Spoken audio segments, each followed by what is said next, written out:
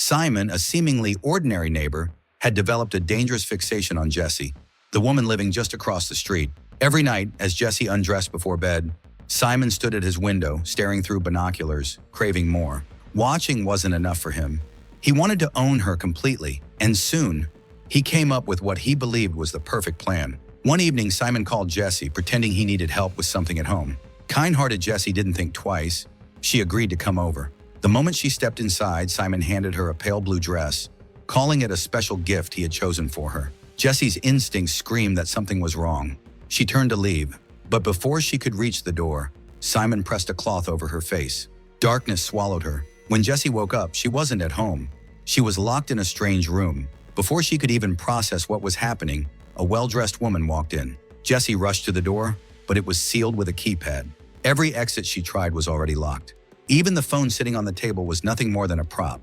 Desperate, she smashed the window, only to discover thick concrete walls outside. There was no escape. She screamed for help, but the woman coldly warned her no one would ever hear. The entire place was soundproof. Meanwhile, Simon slipped into Jessie's house, rifling through her closet, pulling out dresses and lingerie he wanted her to wear.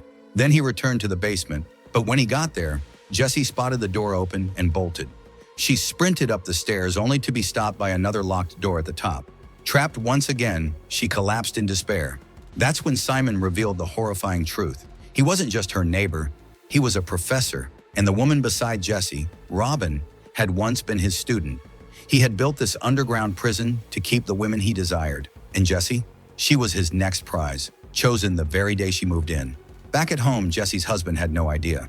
After a fight the night before, he thought Jessie had simply left in anger. He searched everywhere, but his wife was gone, unreachable, untraceable. He couldn't imagine she was trapped just a few feet away by the man living next door.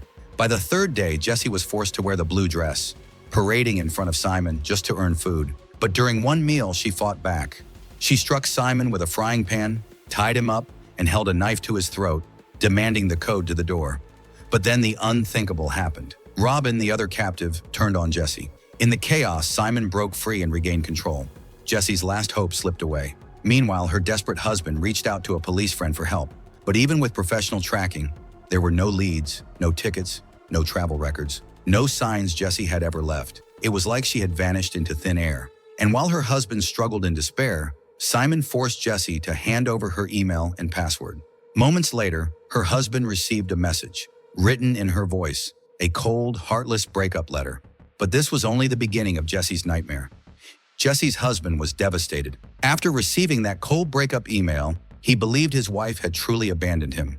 Broken and furious, he decided to sell the house and move back to the city.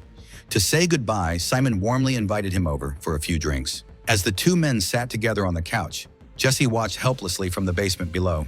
She banged the ceiling with a broom, desperate to warn her husband, but the sound never reached him. Then she saw something that made her blood run cold. Simon, smiling calmly, quietly aimed a pistol at her husband's back.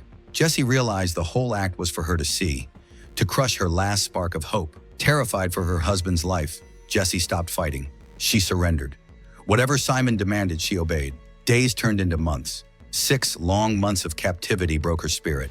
The once strong, defiant woman was now submissive, like a lamb living only under her captor's rules. But her obedience sparked jealousy. Robin, the other woman imprisoned, felt abandoned. Simon now spent most nights in Jessie's room, leaving Robin cold and unwanted. Desperate for his attention, Robin whispered a dangerous secret. Jessie still loved her husband. She was only pretending to obey, waiting for a chance to escape. Enraged, Simon dragged Jessie out, convinced someone was lying. Without hesitation, he pulled a knife, turning it against Robin.